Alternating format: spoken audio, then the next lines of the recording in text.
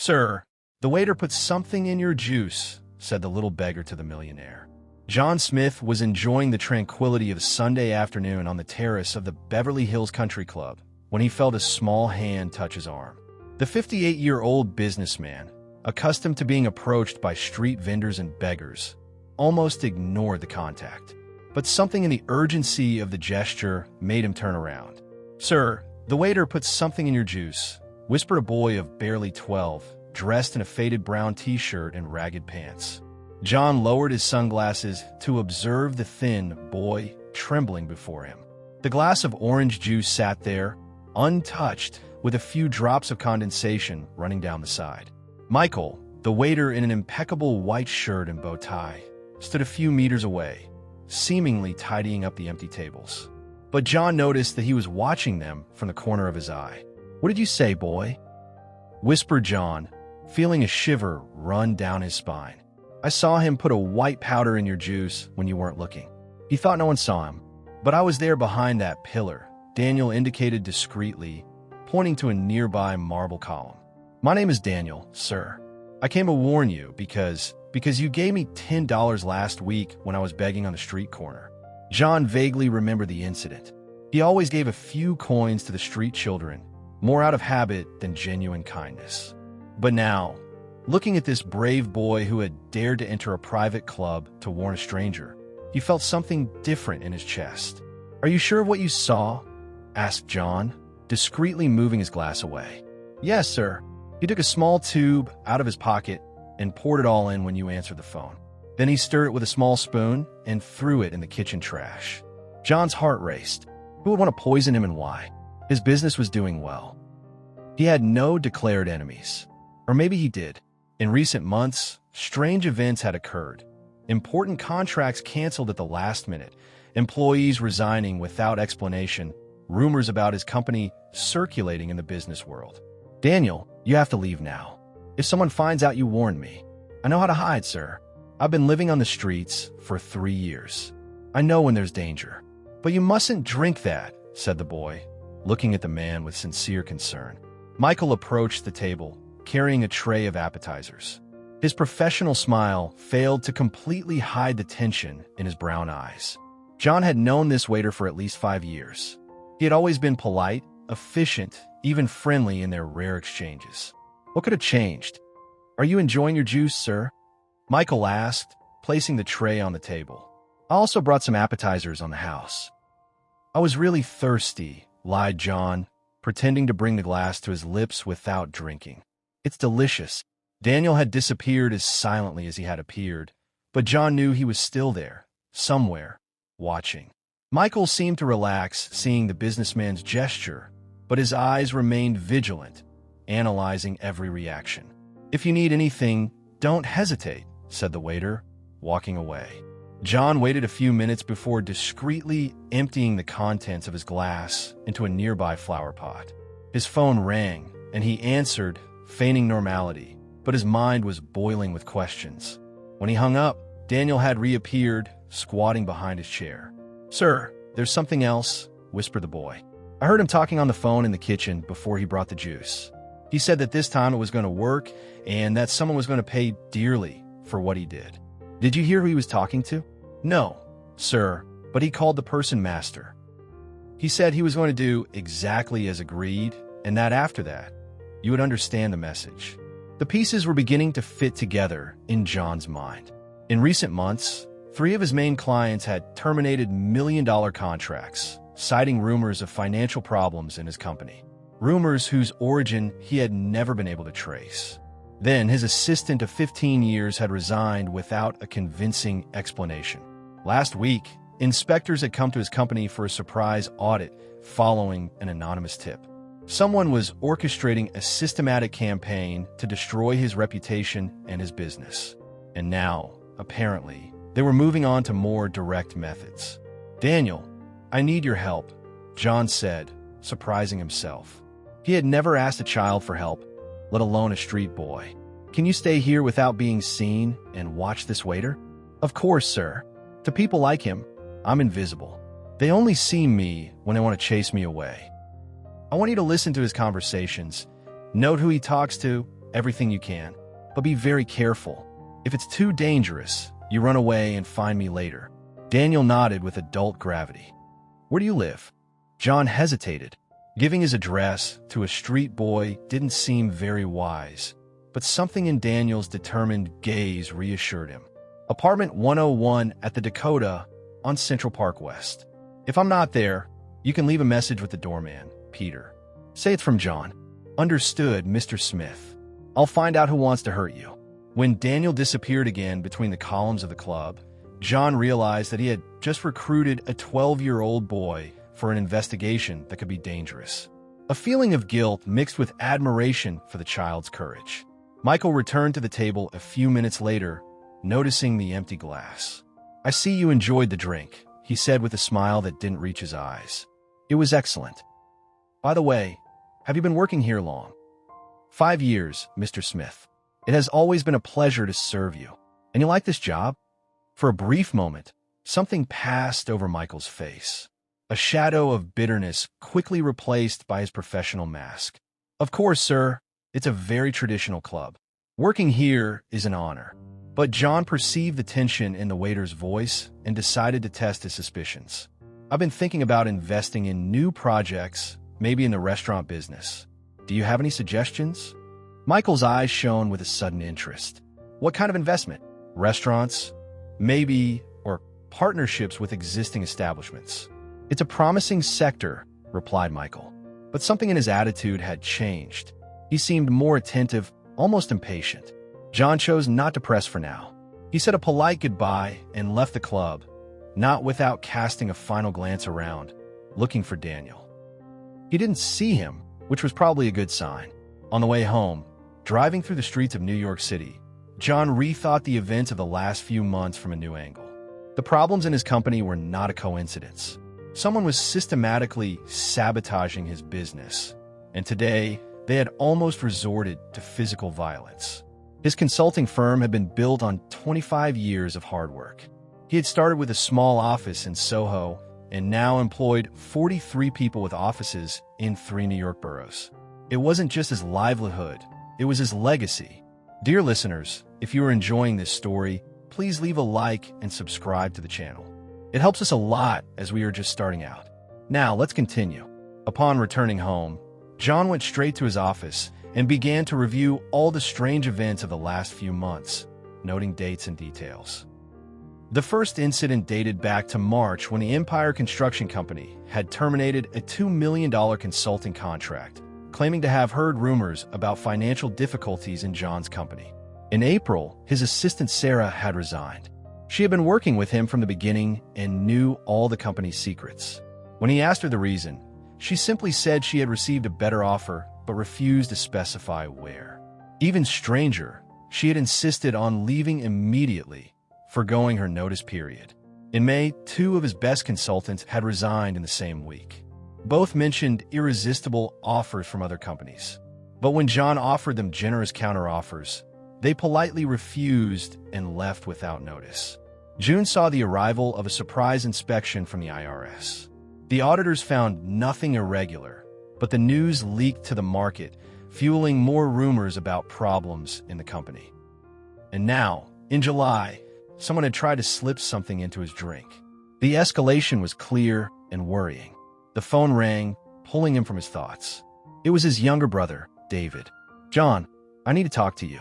I've heard some strange comments about your company." "What kind of comments?" "People in the market saying you have serious financial problems, that you might be involved in shady dealings." "I defended you, of course." "But what, David?" "But the people spreading these rumors seem to have very specific information, details about your contracts, about your employees. These are not just vague rumors." John felt his stomach clench. If the gossip had reached his brother, who worked in a completely different field, it was a sign that the smear campaign was very well orchestrated. "David, I have to ask you a question, and I want you to be honest. Do you believe these rumors?" The silence on the other end of the line was telling. "John, I've known you for 58 years. I know you would never do anything dishonest, but the evidence they're presenting..." "What evidence?" "Documents, meeting minutes, recordings. I don't know if they're real or fake, but they're very convincing." John felt as if the ground was giving way beneath his feet. Not only were they spreading rumors, but someone was fabricating false evidence to destroy him completely. Who is showing these documents? A lawyer named Mr. Anthony Clark. He has a firm on Park Avenue and says he represents some of your former clients who feel wronged. The name meant nothing to John, but the mention of the title Mr. reminded him of Daniel's words. Michael had spoken to someone he called Master. David, can you find me more information on this lawyer? I can try, but John, if there's something you haven't told me. There's nothing, David. My company is clean. It always has been. Someone is trying to destroy me. And today, I discovered they are willing to go far beyond rumors. After hanging up, John poured himself a whiskey and tried to organize his thoughts. He needed professional help, but who could he trust? If someone had managed to turn his most loyal employees against him, anyone in his professional circle could be compromised.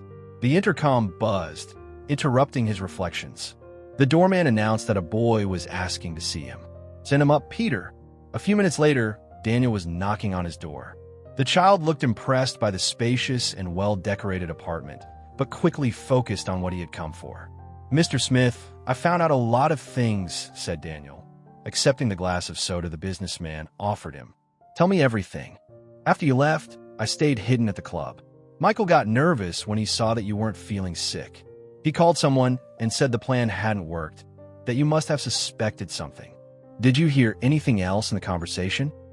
Yes, he said he was going to try again next week at the restaurant where you always have lunch. He said it would be easier there because he has a friend who works in the kitchen. John froze. For 3 years, he had lunch at the same restaurant every Tuesday, a tradition that had become known among his colleagues. If they knew that, they had studied his habits in detail. There's more, sir. After the call, Michael left the club, and I followed him. He went into a fancy building on Park Avenue and went up to the 10th floor. I waited for him to come out and asked the doorman whose office it was. The man said it was that of Mr. Anthony Clark, attorney at law, the same name David had mentioned. The pieces of the puzzle were coming together. Daniel, you've done an incredible job, but now it's getting dangerous. I don't want you to get any more involved. But sir, they're going to try again. I can help. I know how to hide, to listen without being seen. And besides, the child looked down. No one has ever given me the chance to really help someone. I've always just been a nuisance that people want to see disappear. The sincerity of these words touched something deep in John. He himself had always treated children like Daniel with polite indifference, giving a few coins to ease his conscience without really caring about their stories. Do you have a family, Daniel? I had one. My mother died when I was 9. I never knew my father. I lived for a while with my grandmother, but she got sick and couldn't take care of me anymore. Since then, I've been living on the street. And how do you survive? You do odd jobs, you beg. Sometimes I find food in the trash cans of fancy restaurants. I sleep under a bridge near Times Square with other kids. We protect each other. John realized that he was seeing Daniel as a person for the first time, not just as an abstract social problem. The child was intelligent, brave, and determined. Qualities that many adults in his professional life lacked. Daniel, if you really want to help me, you have to promise to be very careful, and in return, I'll help you too. How so, sir? Do you want to study? Have a safe place to live? Daniel's eyes shone with a hope that he quickly tried to conceal, as if he was afraid of being disappointed. I would love that, sir, but I know those things don't happen to people like me. They can happen, but first, we have to deal with this situation. Would you agree to stay here for a few days? I have a guest room, and that way I can keep you safe while we plan our next move. Daniel hesitated, visibly torn between the mistrust of life on the streets and the desire to believe that someone really cared about him. You don't really know me. How do you know you can trust me? You risked your safety to warn me about the poison. You could have stayed silent and not gotten into trouble. That tells me everything I need to know about your character. That evening, while Daniel was taking his first hot bath in years in the guest bathroom, John called his personal lawyer, Mr. Edward Miller. Edward, I need you to discreetly investigate a colleague. Mr. Anthony Clark, office on Park Avenue. Anthony Clark, the name rings a bell. Let me check and I'll call you back tomorrow. John also called a private investigator he had hired for a few professional matters before. "Frank, I need a thorough investigation of my own company. I want to know if someone is planting false evidence, buying off employees, anything that could explain the problems I'm having."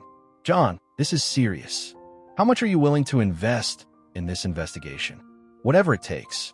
My reputation and 25 years of work are at stake."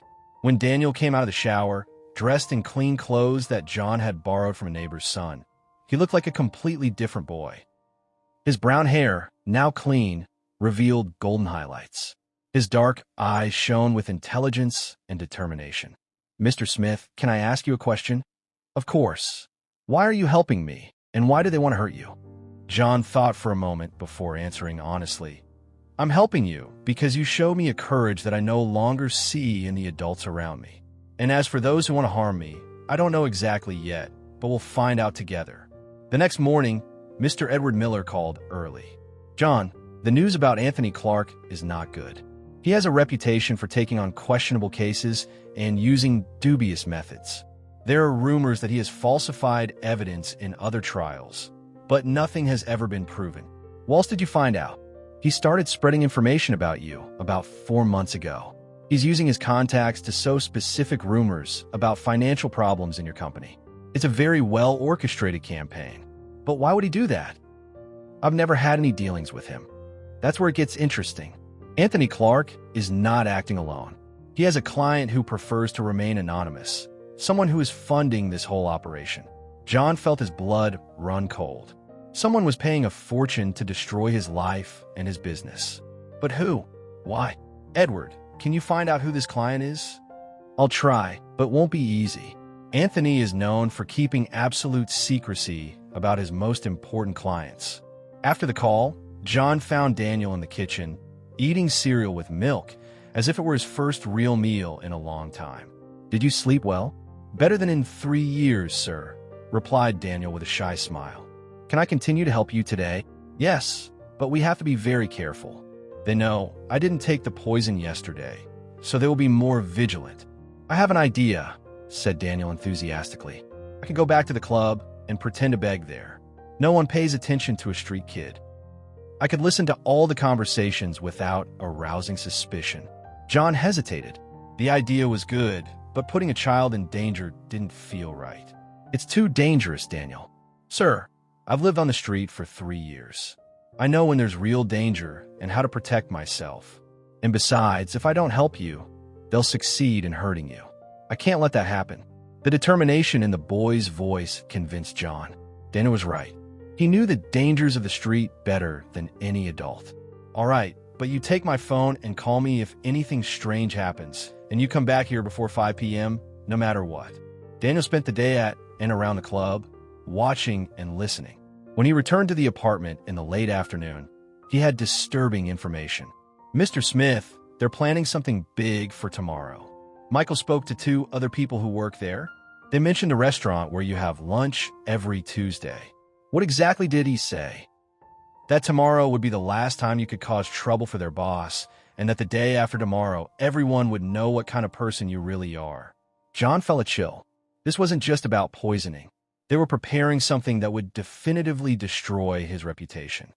"There's something else, sir," continued Daniel. "I saw Michael hand an envelope to a man in a suit near the restaurant. The man seemed important. He had a driver and everything. He spoke softly, but I heard Michael say that the photos were perfect." "Photos?" "Yes, sir. Photos of something they're going to use against you." John spent the night trying to imagine what kind of photographic evidence they could have fabricated against him. Falsified documents could be contested, but photos were harder to refute, especially in the digital age where everything could be manipulated convincingly. On Tuesday morning, instead of following his usual routine, John decided to investigate for himself. He asked Daniel to stay at home for the boy's safety and went to the Le Grand restaurant where he had lunch every week for 3 years. He arrived earlier than usual and asked to speak to the manager, Mr. Francois, who knew him well. "Mr. Smith, what a pleasure to see you. Your usual table is already reserved." "Actually, Francois, I wanted to talk to you about a delicate matter. Have you hired anyone new in the kitchen recently?" The manager seemed surprised by the question. Yes, about 2 weeks ago, a very qualified young man with excellent references. Why do you ask? What's his name? James.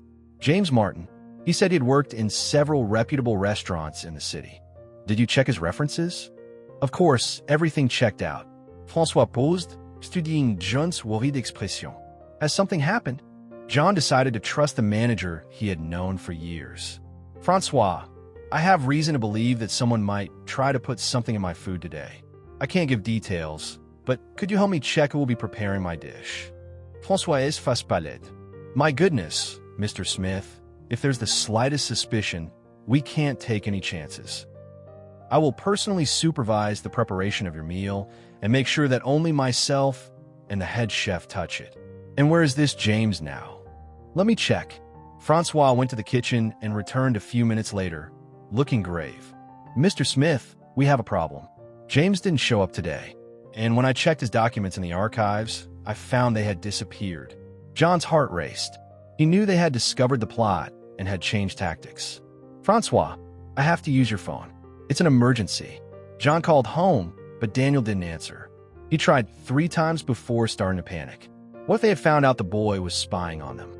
He ran out of the restaurant and drove at full speed to his apartment. He found the doorman agitated on the ground floor. Mr. Smith, good to see you. Your nephew suddenly became very ill. The ambulance took him to St. Luke's Hospital an hour ago. What nephew? John asked, confused. The boy who was staying with you. 2 paramedics came to get him. They said you had requested that he be taken to the hospital. John felt the world spin around him. Daniel had been kidnapped, and he had fallen right into the trap. Probably at that moment, the boy was being used as a bargaining chip, or worse. Peter, these paramedics, did they leave a message? Yes. They said you should go to St. Luke's Hospital, room 523. If you want to see the boy. John knew it was a trap, but he had no choice. Daniel had put himself in danger to help him and was now paying the price. He couldn't abandon the boy. On the way to the hospital, his phone rang. Unknown number. Hello, Mr. Smith. I believe you've already figured out that your young friend is no longer at home. The voice was polite but icy. What do you want? A civilized conversation. Room 523 at St. Luke's Hospital. Come alone and don't record anything. If you bring any help, the boy will suffer the consequences. The call was cut. John parked his car in front of the hospital, his hands shaking. He knew he was walking straight into a trap, but he couldn't abandon Daniel. Room 523 was at the end of a little-used corridor. John knocked on the door, and a voice invited him in. In the room, he found Daniel sitting on a chair, apparently unharmed, but his eyes wide with fear. Next to him stood an elegant man in his 50s, dressed in an expensive suit and holding a leather briefcase. Mr. Smith, a pleasure. I'm Mr. Anthony Clark. The man held out his hand as if they were old friends. John ignored the handshake and got straight to the point. What do you want? Please sit down. We have a lot to discuss. I'd rather stand. Tell me what you want and let the boy go. He has nothing to do with this. Oh, but he does. Anthony smiled coldly. This boy meddled in things that didn't concern him. Because of him, our initial plans failed. Now, we have to adjust our strategy. What plan? What have I done to deserve this persecution? You really don't know. Anthony seemed genuinely surprised. My client thought you would remember him. What client? I don't even know you. Anthony opened the briefcase and took out some photographs, placing them on the table next to the hospital bed. Do you recognize these images? John looked at the photos and felt his blood run cold.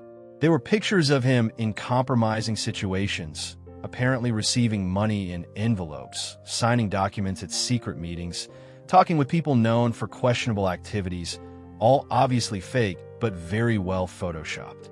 These photos are doctored. I've never been to these places. I've never met these people. I know, said Anthony calmly, but they're very convincing. Modern digital technology works wonders. Each one was carefully created from your real photos. Why are you doing this to me? Because, my dear John, 25 years ago, you destroyed someone's life, and now that person wants to return the favor. John searched his memory, trying to remember a case that could have generated such hatred. His company had always worked ethically, treating clients and employees with respect. I don't remember intentionally harming anyone. Oh, but the damage is not always intentional, is it? Sometimes, a simple audit can reveal irregularities that destroy careers and entire families. Anthony's words brought back a distant memory in John's mind. 25 years ago, when his company was just starting out, he had conducted an audit of a medium-sized construction company. He had discovered serious irregularities in the accounting books and had been obliged to report everything to the competent authorities. "The Peterson Company," whispered John. "Ah, you finally remember?" Anthony applauded ironically. "My client will be delighted to hear that you finally connected the dots." John remembered the case. The Peterson Company had been shut down after his audit revealed tax fraud and the use of substandard materials in public works. The owner, a certain Maurice Peterson, had lost everything and had even been criminally prosecuted. "I just did my job," said John. "I reported irregularities that were putting lives in danger. That company was using poor quality materials in the construction of schools and hospitals. Yes, and thanks to your exemplary work, my client lost his business, his house, his family. His wife left him, his children cut ties with him. He spent 10 years paying fines and compensation. He got out of prison 5 years ago, financially ruined. If he was doing something wrong..." "Oh, but wasn't just him, Mr. Smith," interrupted Anthony. "Half the construction companies in the city were doing the same thing back then. He was just unlucky enough to hire you for a routine audit." John felt a mixture of anger and frustration. He had done the right thing, saved lives by denouncing these irregularities. How would he be guilty of that? And now he wants to destroy my life for revenge. "Not just destroy," smiled Anthony. "He wants you to feel the same pain he did. To lose everything you've built after years of work. To see your reputation publicly shattered. To suffer the humiliation of being treated like a criminal. And the child, why involve a child in this? Because you've grown attached to him." Anthony's voice became harsher. "My client wants you to suffer on every possible level, professionally, personally, and emotionally." Daniel, who had remained silent until then, spoke for the first time. "Mr. Smith, don't worry about me. I've been through worse. You can't let these people destroy your life because of me." The courage of this 12-year-old boy shamed John. Daniel was willing to sacrifice his own safety to protect someone he had known for barely 2 days. "Very touching," said Anthony. "But let's get to the point. You have 2 options, Mr. Smith. First, sign these documents confessing your involvement in fraudulent activities and agree to be publicly prosecuted. In exchange, the child will be released and we will stop sabotaging your company. And the second option? We will continue our campaign until you lose everything. And the child, well, let's just say that street children often disappear and no one asks too many questions." John looked at Daniel, who was trying to look brave despite the obvious fear in his eyes. The child had saved his life at the club and was now paying the price for trying to help him. "Can I see these documents?" Anthony handed him a folder containing several papers. John quickly scanned them and realized they were detailed confessions of crimes he had never committed. If he signed, he would be prosecuted and likely imprisoned. "How long do I have to decide?" "Until noon tomorrow. These photos will be sent to every newspaper in the city if you don't sign. And the child, you understand? How can I be sure you will honor the agreement if I sign?" "You can't," replied Anthony coldly. "But it's the only chance to save the boy." Dear listeners, if you are enjoying this story, please leave a like and subscribe to the channel. It helps us a lot as we are just starting out. Now, let's continue. John left the hospital, his mind reeling. He had less than 24 hours to find a solution that would save Daniel without destroying his own life. But how to fight against someone willing to use any means, including threatening a child? On the way back, he called Frank, the private investigator. "Frank, I need everything you can find on Maurice Peterson, former owner of the Peterson Company. It's urgent." "Peterson," the name rings a bell. "Let me check my files. And Frank, I also need you to find where they're holding a 12-year-old boy. He was kidnapped this morning by men posing as paramedics." "John, this is very serious. You should involve the police." "I can't. They threatened to harm the child if I go to the authorities. At home, John tried to come up with a strategy. He only knew Maurice Peterson superficially from the time of the audit. He remembered a middle-aged, apparently prosperous man who had reacted with indignation when the irregularities were discovered.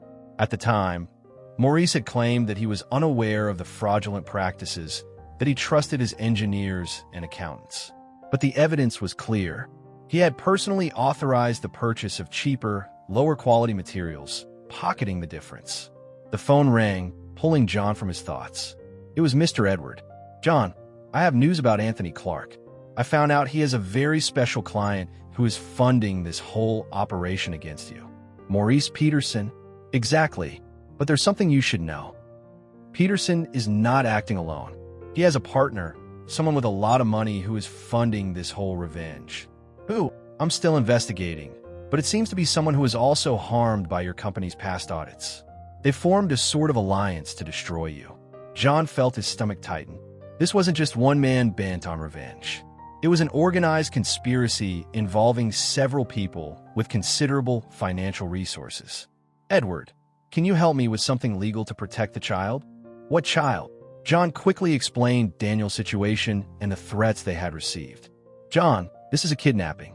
You have to report it to the authorities. They said they would hurt the child if I involve the police. I can't take that risk. Then you need evidence against them, something you can use as a bargaining chip." John spent the night looking for alternatives, but all options seemed to lead to the same result. Either he would destroy himself by signing the false confessions, or Daniel would pay the price. The next morning, Frank called with important information. "John, I found out where Maurice Peterson currently lives. It's a modest apartment in the East Village, very different from the mansion he used to own. But what's interesting is that he frequently receives visits from a very well-dressed man who always arrives in luxury cars." "Were you able to identify this man?" "Not yet, but I have photos. I'll email them to you." When John opened the photos on his computer, he almost fell out of his chair. The man in the picture was Bernard Moore, the former owner of a supermarket chain that John had audited 8 years ago. The audit had revealed that Bernard was embezzling money from his employees' pension funds for risky personal investments. Bernard's company hadn't closed like Morris's, but he had been forced to step down from management and pay heavy fines. At the time, he had publicly threatened John, saying that one day he would make him pay for the humiliation he had suffered. Now, John understood the scale of the conspiracy. Two men who had lost a lot because of his audits had united for a carefully planned revenge, and they had enough financial resources to hire people like Anthony Clark and corrupt employees in various establishments. The phone rang. It was Anthony. "Mr. Smith, I hope you've made your decision. The deadline expires in 2 hours. I need to see the child first. I want to make sure he's okay.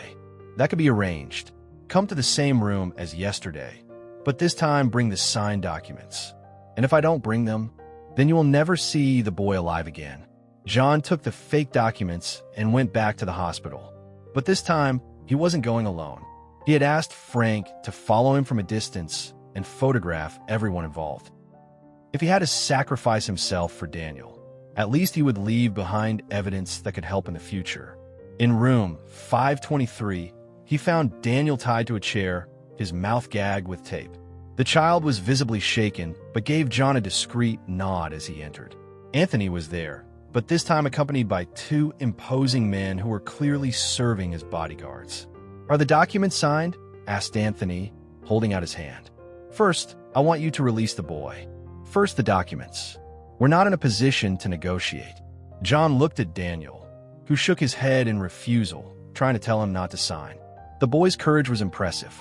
"All right," said John, taking the papers out of his pocket. It was then that he heard loud voices in the hallway and hurried footsteps approaching. Anthony and his men were immediately on alert.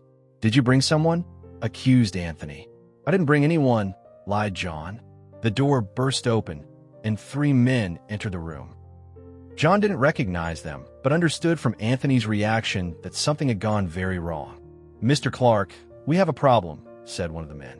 "The operation has been discovered. Someone has sent photos of us to the press." "That's impossible." Anthony paled. The newspaper is going to publish an article tomorrow about the conspiracy against Mr. Smith. Someone has leaked detailed information about the fake documents, the doctored photos, everything. John didn't understand what was happening, but he felt that the power had just shifted hands quickly. "Who did this?" asked Anthony furiously. "We don't know, but the evidence is very specific. Someone with internal access has leaked everything." It was then that Daniel managed to partially free himself from the tape on his mouth. "Mr. Smith," said the boy, still tied up, "I recorded everything." "What?" asked John and Anthony at the same time. "When they brought me here yesterday, they forgot to search my pockets. I had your phone, and I left it recording in secret. All their conversations have been recorded." "But how?" Anthony was stunned. "I called the number noted in the phone's address book as lawyer and let him listen to the conversation. Then I sent the recordings by message," explained Daniel with a triumphant smile. John remembered that he had left his phone with Daniel 2 days earlier, and that Mr. Edward was saved in the address book as lawyer. The boy had been smarter than all the adults involved in this situation. "Anthony," said one of the men who had just entered, "Messrs. Peterson and Moore want to speak to you immediately. They are very worried about the leak." Anthony looked around like a trapped animal. His carefully planned operation had collapsed because of the cleverness of a 12-year-old boy. "This isn't over," he said to John. "Even if these recordings are released, we still have the doctored photos. We can say they're real and that you're trying to defend yourself with edited recordings." "Actually, no," said a new voice at the door. John turned and saw Frank, the private investigator, enter the room with 2 other men. "Mr. Smith, we have obtained evidence that all the photos were digitally manipulated. We have the original files and the modified versions. Any expert can prove they're fakes." "How did you get that?" asked John. "The boy recorded many more conversations than we thought, including one where he discusses the details of the photo manipulation and where the files are stored." Daniel had managed in 2 days of captivity to gather enough evidence to completely dismantle the conspiracy against John. The boy had proven to be more competent than professional detectives. "And now?" asked John. "Now, Messrs. Peterson and Moore will have to answer for conspiracy, forgery of documents, kidnapping, and extortion," replied Frank. "The evidence is irrefutable." Anthony tried to leave the room discreetly, but Frank stopped him. "Mr. Clark, you're going to have to provide some explanations too. We have recordings where you admit your participation in crimes." While Anthony and his men were being arrested, John finally managed to untie Daniel. The boy was visibly shaken by the ordeal, but his eyes shone with pride for what he had accomplished. "Daniel, you were incredible," said John, hugging the boy. "I don't know how to thank you." "You don't have to thank me. You gave me the first real chance of my life. It was the least I could do." In the following days, the story made the headlines. Not as the fall of John Smith, as the plot had intended, but as the revelation of a complex revenge operation involving falsified evidence and a kidnapping. Maurice Peterson and Bernard Moore were placed in pretrial detention. During the interrogations, it became clear that they had spent over $2 million over 4 years to plan John's ruin. Besides hiring Anthony Clark, they had bribed employees in various establishments, created fake companies to spread rumors, and even hired hackers to manipulate images. The investigation revealed that other businessmen audited by John had been approached to participate in the plot, but most had refused. Only Peterson and Moore had pushed their desire for revenge to the extreme. "Why did you do this?" John asked during deposition. "Because you destroyed our lives," replied Maurice Peterson. "You hid behind professional ethics to humiliate us publicly. I only reported irregularities that could harm many people. And did you care about the families that depended on our companies?" intervened Bernard Moore. "Hundreds of employees lost their jobs because of your reports." John understood that from their point of view, he had indeed caused a lot of suffering. But he also knew that the irregularities he had discovered were putting lives in danger and harming consumers and investors. "I regret that you lost so much," said John, "but I don't regret doing what was right." The case raised a complex ethical question that fueled debates in the press. John had fulfilled his professional duty, but his actions had had devastating consequences for entire families. It was a reminder that even the right decisions could cause suffering. Daniel stayed with John throughout the legal proceedings. The boy underwent psychological evaluations that confirmed his exceptional intelligence and remarkable emotional resilience. "John," said Mr. Edward Miller during a meeting, "have you thought about what you're going to do for the boy?" "I've thought about officially adopting him. If he wants to, of course. It's a complex procedure given that you're single and Daniel doesn't have complete documentation. But after what he's done, I don't think any judge will be unsympathetic to his character." When John brought up the subject of adoption with Daniel, the boy was silent for a long time. "Mr. Smith, are you sure? I don't know what it's like to be someone's son. I might not be good at it." "Daniel, you saved my life and my company. You've shown more courage and intelligence than any adult I know. I'm sure you'd be a wonderful son. And what if I make mistakes? What if I can't adapt to the life of rich people? Then we'll learn together. I've never been a father before either." The adoption process took 8 months. During this time, Daniel began studying at a private school with tutoring to catch up on the years he lost on the street. His natural intelligence and thirst for learning impressed all his teachers. John also went through a period of adjustment. Learning to be a father at 58 was not easy, especially with a boy who had been through such hardships. But Daniel proved to be patient and understanding, helping John as much as he was being helped. "Dad," said Daniel one evening, using the word for the first time, "can I ask you a question?" "Of course, son. Do you regret reporting those men 25 years ago?" John thought for a moment before answering. "I don't regret doing what was right, but I've learned that my actions have consequences that go beyond what I can imagine. If I could go back, I would try to find a way to resolve the situation without completely destroying their lives. And if they try to get revenge again, then we'll face it together. You've taught me that we don't have to face problems alone." John's company not only survived the conspiracy, but grew considerably after the case gained notoriety. Many companies sought his services precisely for his reputation for honesty and ethics, even when it meant uncovering problems. 2 years later, John received a letter from prison. It was from Maurice Peterson. "Mr. Smith, I know it may seem strange to receive a letter from me after everything that has happened. I've spent the last few months reflecting on my choices, and I must admit that you were right to report the irregularities in my company. I knew the materials were substandard, but I chose to ignore it because the profits were tempting. If a school or hospital had collapsed because of it, the deaths would have been on my conscience. You prevented that from happening. I apologize for the childish revenge and for what we did to the boy. I hope you'll be happy." John showed the letter to Daniel, who had grown a lot in the past 2 years. Now 14, the boy was a freshman in high school and spoke fluent English in addition to having developed an interest in computer programming. "Do you think he's really changed his mind?" asked Daniel. "I think so. Sometimes we have to lose everything to understand what really matters." "Like you and me," John smiled. Daniel was right. He had almost lost everything because of the conspiracy. But in the process, he had gained something much more precious, a son. The company continued to grow, but John changed some of his methods. He began to talk more with the owners of the audited companies, trying to educate them on the consequences of irregularities rather than just coldly reporting them. When possible, he offered advice on how to fix the problems before they became critical. Daniel, now legally Daniel Smith, became an active part of John's company. During school holidays, he helped with small administrative tasks and surprised everyone with his ability to spot inconsistencies in documents. "You have a natural talent for this field," John said one day. "I learn on the street to sense when people are lying or hiding something. It's a matter of survival.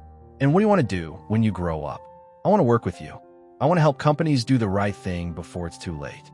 3 years after the kidnapping, John and Daniel visited the grave of the boy's mother.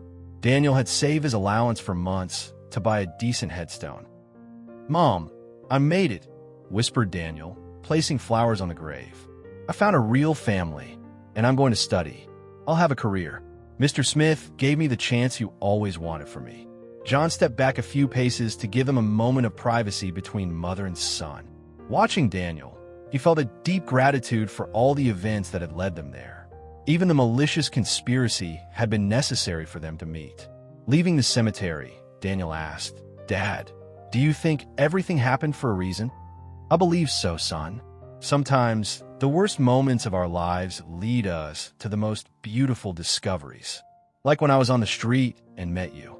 And like when I almost lost everything and found you." A few months later, John was approached by a journalist who wanted to write a book about the case. She had followed the whole investigation and had been impressed by Daniel's story.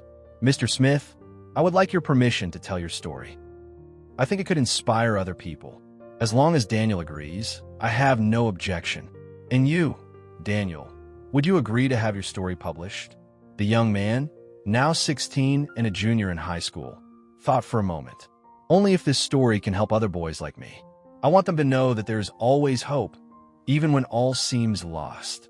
The book, The Boy Who Saved the Businessman, was published 2 years later and became a bestseller. A portion of the profits was donated to institutions helping street children, a joint initiative of John and Daniel. Daniel graduated as valedictorian of his class and received a scholarship to study business administration at the same university where John had studied decades earlier. "Dad, I want to specialize in ethical auditing. I want to create methods to help companies correct themselves without destroying families." "Excellent idea, son. Your experience gives you a unique perspective on the human consequences of business." At the graduation ceremony, John was invited to speak as the father of one of the graduates. He took the opportunity to talk about second chances and the courage of a child that can change lives. "My son Daniel taught me that true wealth is not in what you possess, but in what you do for others. He risked his safety to save a stranger and turned my life upside down." Daniel, beaming with emotion, was in the audience. His journey from a street kid to a brilliant student had been long and difficult, but every obstacle had made him stronger. That evening, at home, father and son toasted with orange soda, a tradition since the first day Daniel had arrived in the apartment. "Dad, thank you for believing in me when I no longer believed in myself. Thank you for saving me in every sense of the word, my son." A few years later, when Daniel had graduated and was working as a junior associate at John's firm, they received an unexpected visit. It was Michael, the former waiter from the club, who had served his sentence and was trying to rebuild his life. "Mr. Smith, I've come to ask for your forgiveness. I have no excuse for my actions." "What pushed you to participate in that plot?" asked John. "I needed money for my daughter's surgery. They offered me a sum I could never have earned honestly. I know that doesn't justify anything, but is your daughter okay?" "Yes, sir. The surgery was successful, but the price was high. I lost my job, my reputation, and spent 2 years in prison." Daniel, who was listening, intervened. "Mr. Michael, if you're willing to work honestly, maybe we can help you. Our company has grown a lot, and we need people who understand the value of a second chance." John looked at his son with pride. Daniel had learned not only business, but also compassion and forgiveness. "Daniel is right," said John. "Everyone deserves a chance to start over." Michael was hired as an administrative assistant and, over time, proved to be a dedicated and honest employee. His experience of the consequences of bad choices made him a living example of redemption for other employees. The company, Smith & Associates, continued to grow while keeping its ethical values as a priority. Daniel implemented social counseling programs where companies in financial difficulty received help to restructure without laying off staff or harming communities. For the 10th anniversary of their first meeting, John and Daniel organized a party at the club where it all began. They invited all the company's employees, friends, and even former enemies who had become allies. During his speech, John told the whole story to the guests. 10 years ago, I was a successful but empty man. I had money, status, professional respect, but no real purpose. A brave child changed everything. Daniel didn't just save my life. He saved my soul." Daniel, now a 22-year-old young man with a degree in management and a master's in business ethics, replied, "Dad, you gave me much more than I could have ever dreamed of. A family, an education, opportunities. But most importantly, you taught me that you can change people's lives without destroying them. The party ended with everyone sharing stories of second chances and small gestures with immense consequences. Later at home, John and Daniel sat on the terrace, contemplating the lights of New York City. "Dad, sometimes I wonder what would have happened if I hadn't seen Michael put something in your juice that day." "Me too, son, but I believe our paths would have crossed anyway. It was time for me to learn what really matters." "And what does matter?" "Family, love, helping others to thrive. Things that don't appear on balance sheets, but give meaning to everything." Daniel smiled and hugged his father. "Thank you for teaching me that. Thank you for saving me, my son, in every way." Years later, when John retired at 70, Daniel took full control of the company. Under his leadership, Smith & Associates became a national benchmark in ethical auditing and social responsibility. Daniel married Emily, a social worker he met during a project for an NGO. Together, they adopted 3 children in need, continuing the cycle of second chances started by John. "Grandpa John," said Lily, one of the children, during a Sunday lunch, "Dad says you were an orphan too when you were little." "Not exactly, my dear, but I was lost and alone until your father showed me what a family was. And now we're a big family." "Absolutely. And each of you makes it more precious." Daniel watched his father with his grandchildren, the circle of love expanding. The children called him Grandpa, but for him, they embodied the continuity of his most beautiful legacy. One winter afternoon, while John was playing in the garden with them, Daniel received an unexpected call from the principal of a public school in New York. "Mr. Smith, a situation might interest you. A homeless 8-year-old girl saw some men contaminating the students' meals. She alerted us despite the risk of being chased away from the school." Daniel's heart raced. This story was so similar to his own.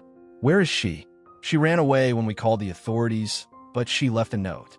She will come back tomorrow if you come and talk to her. She knows your story. I'll be there tomorrow morning." When Daniel told John, the 70-year-old man smiled wisely. "History repeats itself, my son. What do you think I should do?" "What your heart tells you. You know better than anyone what it means to be alone and have someone who believes in you." The next day, Daniel went to the school and found a thin girl with disheveled hair hiding behind a tree in the courtyard. She watched him with wary but hopeful eyes. "Are you the Daniel who was a street kid?" she asked, approaching slowly. "Yes, that's me. And you're the brave girl who saved the other children." "My name is Chloe. I read your book at the public library. I wanted to be like you, but I don't know if anyone will want to help me." Daniel knelt down to be at the girl's eye level. "Chloe, having the courage to do what is right is the first step. The rest, we can build together." And so, the story that had begun with a child warning a businessman of a poison in an orange juice continued on its way, spreading hope and second chances for a new generation of children who needed to believe that miracles were possible. John, watching his son talk to Chloe, thought about how a single decision, paying attention to the warning of an unknown child, had transformed not only 2 lives, but created a legacy of love and protection that would continue for generations. Little Chloe would be the next to discover that sometimes the greatest heroes come in the smallest packages and that an act of courage can change the world, one life at a time. End of the story. Now, tell us what you thought of the story and where you're watching us from. If you have something to share with us, leave us a comment with sincere words. Do you think Daniel made the right decision in helping John? We would love to read your opinion. Thank you so much for your company. Don't forget to leave your like and especially to subscribe to the channel so you don't miss other moving stories.